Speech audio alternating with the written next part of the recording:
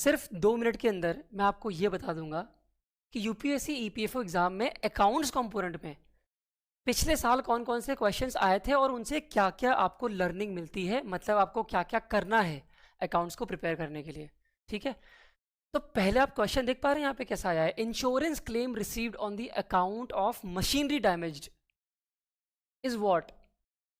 यहाँ पे learning number 1 है कि क्वेश्चंस बेसिक से आ रहे हैं, क्वेश्चंस बहुत इन डेप्थ नहीं है, ये बहुत बेसिक क्वेश्चन है कि आपको जो पैसे मिलते हैं इंश्योरेंस क्लेम के वो किस तरह के पैसे होते हैं, कैपिटल रिसीट होता है कि रेवेन्यू रिसीट होता है। तो ये आपको बेसिक्स वाले चैप्टर में कंप्लीट अंडरस्टैंडिंग मिल जाएगी और बहुत से क्वेश्चंस बेसिक से डायरेक्ट आते हैं।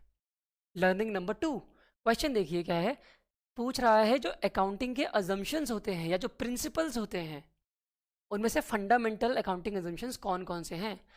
तो दूसरा जो लर्निंग है आपके लिए वो ये है कि जितने अकाउंटिंग प्रिंसिपल्स हैं 14 to 15 टोटल हैं, ये सारे के सारे आपको अच्छे से याद करने हैं क्योंकि इनसे डायरेक्ट क्वेश्चन एग्जाम में आ रहे हैं और आ भी सकते हैं। डायरेक्ट क्वेश्चंस, इनडायरेक्ट भी आ सकते हैं, बट आपको ये सारे के सारे अकाउंटिंग प्रिंसिपल्स याद रखने हैं।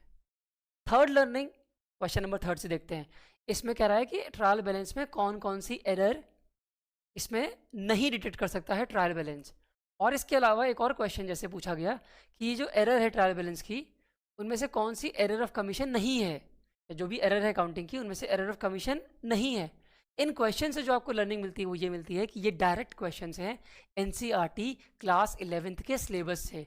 इसका मतलब है जो 11th क्लास की एनसीईआरटी है वो आपके लिए मोस्ट इंपॉर्टेंट है, वो आपको सिलेबस कवर ज़रूर से करना है, भले आप कुछ करो ना करो। उससे डायरेक्ट क्वेश्चन आए हैं बहुत ज़्यादा नंबर में।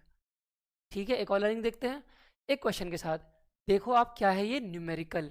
एक और क्वेश्चन मैं आपको दिखाता हूँ इन्वेंट्री का न्यूमेरिकल। तो लर्निंग नंबर 4 ये है कि आपको न्यूमेरिकल की इम्पोर्टेंस को एक्सेप्ट करना चाहिए और न्यूमेरिकल की भी आप लोग प्रैक्टिस करेंगे, बेसिक न्यूमेरिकल की। तो ये 4 लर्निंग है जो आपको प्रीवियस ईयर के पेपर से मिलती है और इन लर्निंग्स को फॉलो करके ही आप अपनी अकाउंट्स की प्रिपरेशन आगे बढ़ाएंगे। Thank you.